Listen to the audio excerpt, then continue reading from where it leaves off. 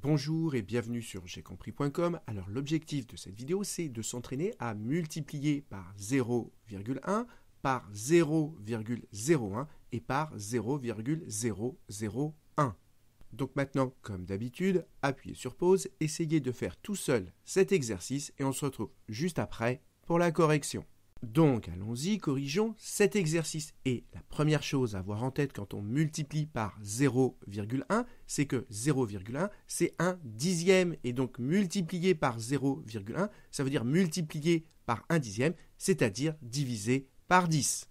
Donc comme ici, on multiplie par 0,1, ça revient à diviser par 10 ce nombre. Donc on commence par le recopier tel quel, 175,03. Et maintenant, pour diviser par 10 ce nombre, il va falloir décaler la virgule d'un rang. Et donc la question, est-ce qu'on décale la virgule vers la droite ou vers la gauche? Eh bien, si vous décalez la virgule vers la droite, le nombre il va devenir plus grand. Or, nous, on divise par 10, donc le nombre il va devenir plus petit. Et donc, il faut décaler la virgule d'un rang vers la gauche pour le rendre plus petit. Et donc, le résultat, c'est 17,503. Passons au petit b, et cette fois-ci, on multiplie par 0,01. Et vous devez savoir que 0,01, c'est 1 centième. Et donc, multiplier par 0,01, eh bien, ça revient à diviser par 100. Alors, pour diviser par 100, on recopie notre nombre tel quel.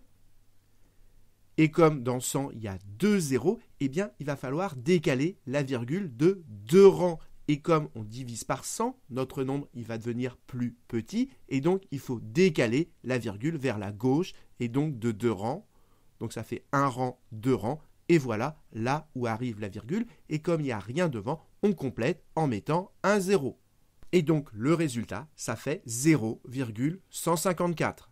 Passons au petit c, et vous devez savoir que 0,001, c'est 1 millième, et donc multiplié par 0,001, eh bien, ça revient à diviser par 1000.